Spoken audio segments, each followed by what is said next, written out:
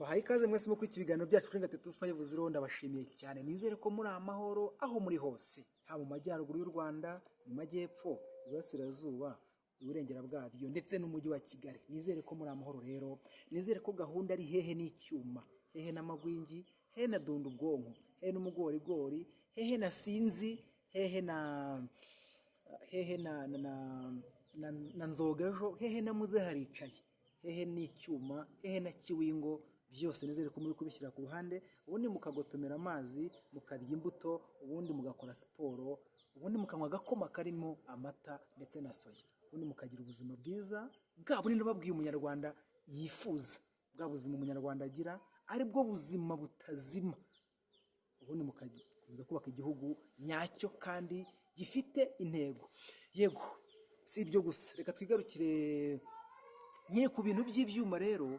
Minisiteri y'Uburezi yabwiye abanyeshuri ko ishuri rigomba kuzaba ahantu hazira ibiyobyabwenge ndetse n'ibindi bisindisha byose ndetse n'ibindi byose byatuma umwana atagira ubuzima buzima.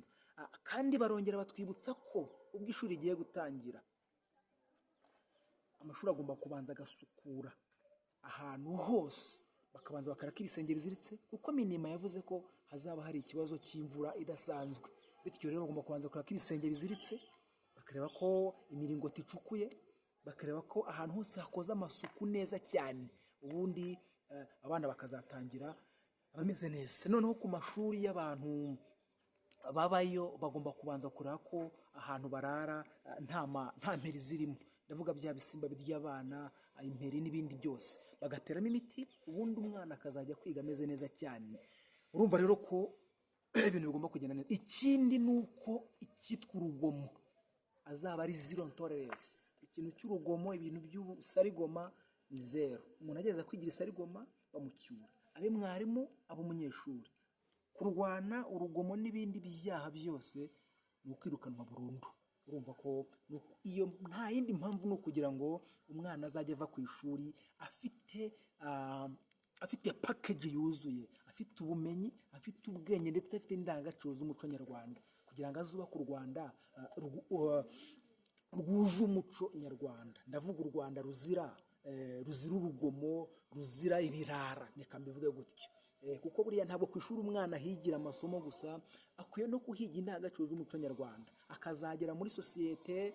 Kuko buriya ikintu ishuri rifasha umwana nyuma y'umubyeyi ni ugufasha umwana kuzabasha no gufitinga na sosiyete, kuzabasha kwihuza na sosiyete azaba arimo. Bityo rero niba aramutse ku ishuri havanye uburere budahagije, akavana ikinyabupfura gikeya, ntabwo sosiyete azayibasha. Azagera muri sosiyete bimugora, nimara kumugora ntabwo icyo u Rwanda rwifuza ari umwana ugowe, ahubwo ni umwana ufasha igihugu kwanda, afasha u Rwanda kwanda, agafasha igihugu muri ya ntego yo kuvuga ngo ni ubukungu bushingiye ku bumenyi. Ubumenyi se arabufite, agomba kuvana hehe? Ku ishuri. Kuhavana ubumenyi rero, agomba kuhavana ubumenyi nyabwo butavangiye, ubumenyi bw'ikivuguto ubumenyi buzamufasha kuba muri sosiyete ndetse no ku isi muri rusange. Akava mu Rwanda akagera hanze akibeshaho. Ubundi njya mbwira ababyeyi ngo, cyangwa n'abandi bantu tujya tuganira, nabwira ngo toza umwana wawe, umutoze ubwenge buzamufasha kuba ahandi hantu hatari mu rugo iwawe.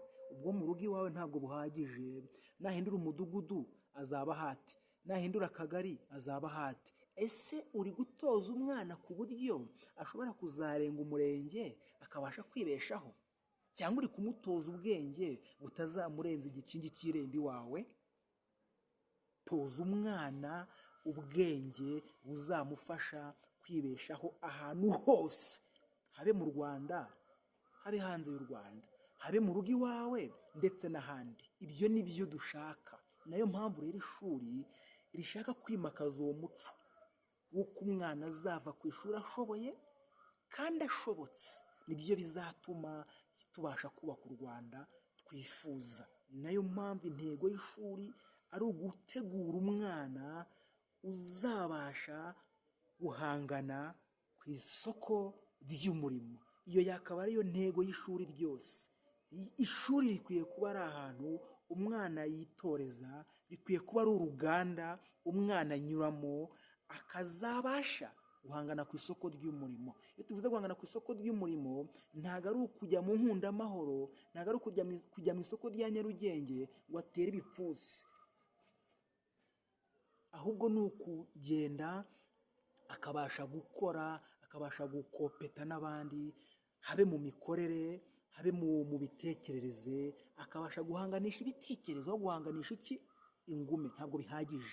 Ibyo rero nta handi biva, ni ku ishuri. Niyo mpamvu minisiteri yavuze ngo reka ishuri riba ahantu hazira ikibi cyose, riba ahantu hazira ibiyobyabwenge, itabi,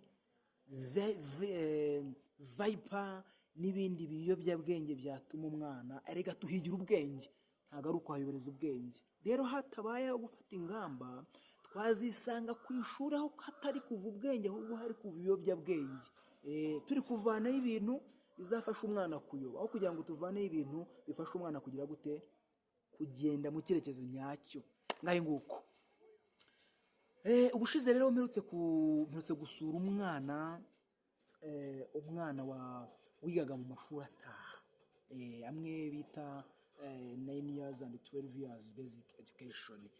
Aho ngaho rero twaganiye, atubwira uburyo yageragezaga, uburyo mu kazi kenshi kaba kari mu rugo, uburyo yihanganaga. Yaratubwiye ati ikintu cya mbere ni ugupuraninga, ugapuraninga ngo mfite ibi ngibi, ngiye gukora ibi ngibi, ariko nibi ndabikora ryari, ndakora iki ryari, mu gihe kingana iki. Ibyo byose akabitegura neza, yamara kubitegura agafata umwanzuro, akagira gute, akiga.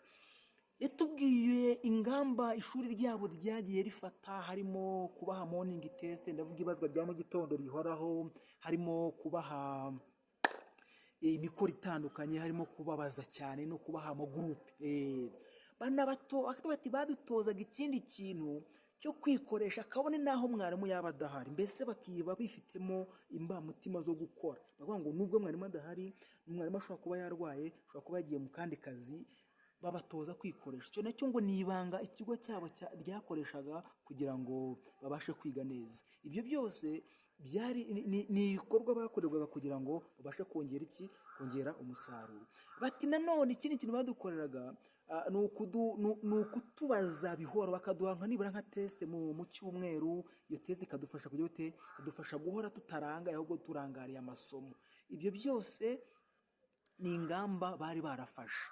Yarongera atubwira ngo kugira ngo dukomeze dutyaze ubwenge, badushakiraga umwanya wo kwiga, bakadushakira etide buri munsi mu gitondo mbere y'uko batangira amasomo. Ngo babanzaga bakabashakira umwanya wo kugira ngo batyaze ubwenge, nyuma yaho bakabaha ibazwa, aribyo nababwiraga morning test, kugira ngo babashe kura bya bindi wize ku mugoroba na bya bindi wize mu gitondo, ese uri ebo yo kubikora, ushoboye kubikora. Barangiza noneho ishuri ngo rikibuka ko hari n'abana batabona umwanya wo kwiga bageze mu rugo. Hari abana baturuka ahantu hatari umuriro, abana bafite ibibazo bitandukanye, abana baturuka mu miryango irimo intonganya, ntibishobora kwiga. Noneho ishuri rikabireba muri angere yagutse, ngo ariko ubwo hariho abana badashobora kubona amahirwe yo kwiga bari mu rugo, reka tubapangire etide ku ishuri.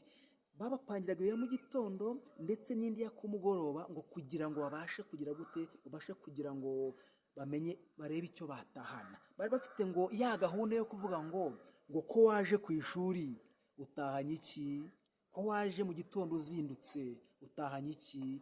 Ibyo byose ni ingamba zabafashaga. Hari n'indi ngamba yatubwiye ngo ya remedial program, yatubwiye mu ijambo rimwe ngo remedial program, gahunda nzamurabushobozi ikura umuntu ahabi. Aho habi yatubwiye ni kwa kundi umwana basa nkaho ari mu bizunga, atarabashije kumva ibintu neza kubera ubuzima butandukanye yigiyemo, ngo ariko mwarimu yamwegera akongera akamuha umwanya akamwitaho, nta kimwirukasa, atari n'amasomo menshi, ngo wa mwana akarushaho kubyumva neza, ubundi agashyiramo imbaraga. Ngo byabateraga akanyabugabo kuruta uko mbere bigaga bikarangira aho ngaho. Uwabyumvise akaba yarabyumvise, utarabyumvise nawe ntabyumve nyine ubwo bikarangiraho. Ngo ariko nzamura bushobozi je byabaye igisubizo. Yagize ati amata yabyaye amavuta, kubera ko ngo hari amasomo yabagoraga, ariko nzamura ubushobozi je bibabera igisubizo, mbese bibabera umucyo, itara riraka. Nibyo byose ni ingamba batubwiye zagiye zibafasha kugira ngo babashe gutsinda ikizami. Urumva ko anatubwira ko imyumvire y'uko abantu biga bataha badatsinda, yatubwiye ko atari imyumvire myiza, ahubwo ngo icya mbere ni ugategura ibyo ugiye kwiga, ugategura ingengabihe, ukavuga ngo nubwo niga ntaha nzafasha imirimo ababyeyi, nzabakora imirimo ababyeyi bansaba, ngo ariko nindangiza ndenzeho no kumenya ko ejo nzajya ku ishuri.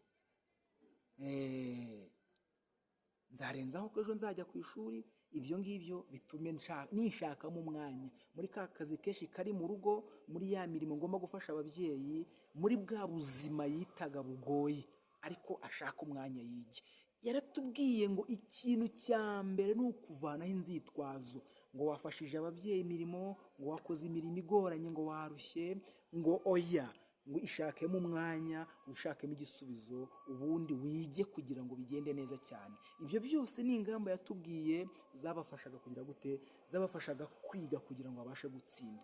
Kandi umusaruro bagize ntabwo ari mubi, umusaruro twagize ntabwo ari mubi, kubera ko twafashe ingamba zihoraho, bituma dutinyuka, bituma dufatanya, bityo bituma umusaruro wiyongera. Urumva se imyumvire y'uko abana biga bataha badatsinda, urumva atari feke? Urumva ni uguhindura imyumvire, ni uguhindura imyumvire byo kuvuga ngo mwiga utaha.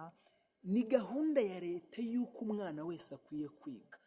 Narababwiye ngo ayo mashuri ajya kujyaho ni muri ya gahunda y'uko itegeko nshinga rivuga ko umwana wese agomba kwiga. Aziga gute?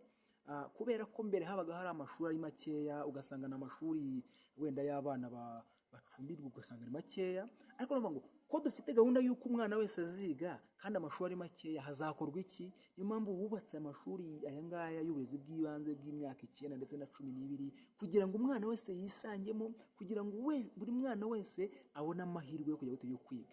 Ibyo byose byatumye bashyiraho izo ngamba zo kugira ngo umwana wese yige, bityo namara kwiga tuzagira u Rwanda twifuza, kandi u Rwanda rufite ubukungu bushingiye ku bumenyi. Urumva rero ko umuntu ufite imyumvire y'uko kwiga mu mashuri ataha, amashuri adacumbika, ngo ntibatsinda, ngo ntibiga, ngo ni ukubura umukoro, urumva ko iyo myumvire ni feke.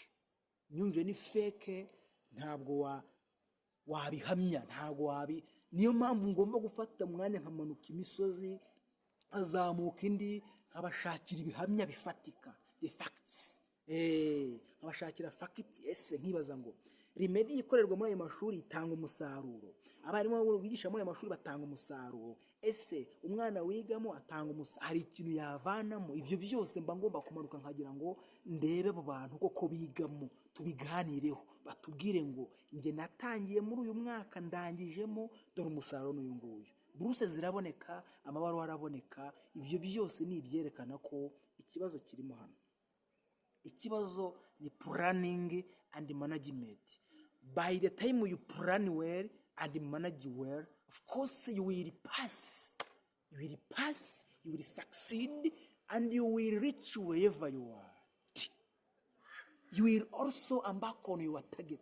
Ariko nuramuka ubyirengagije ukabifata nkaho n'ubundi ari ukwitemberera, nta kintu uzakuramo. Munyemere bashimire, nitwa Toneste Ngabukintwari, iyi ni Ngate 250, of course the right of Rwanda cyane. Nizere ko aho muri hose mukomeje kugubwa neza, bari hanze y'u Rwanda, ndavuga Canada, ndavuga Germany, United States of America, mu Bufaransa, Sri Lanka, mwese nizere ko muguwe neza. Abari DRC, abari mu Burundi, abari Kenya, abari Tanzania, abari Zambia, Zimbabwe, Mozambique, South Africa, mwese nizere ko muguwe neza. Mukomeze mugire ibihe byiza rero. Ibiganiro byacu nakagaruka, tuzakomeza tuganire ku burezi duhinyuze aba bantu bavuga ngo uburezi bw'u Rwanda ngo ntabwo nta kintu kijyamo, ngo ariya mashuri ngo ya nayini ngo nta kintu kijyamo. Abo bose I'm here for making a difference, for showing where each and every potential is.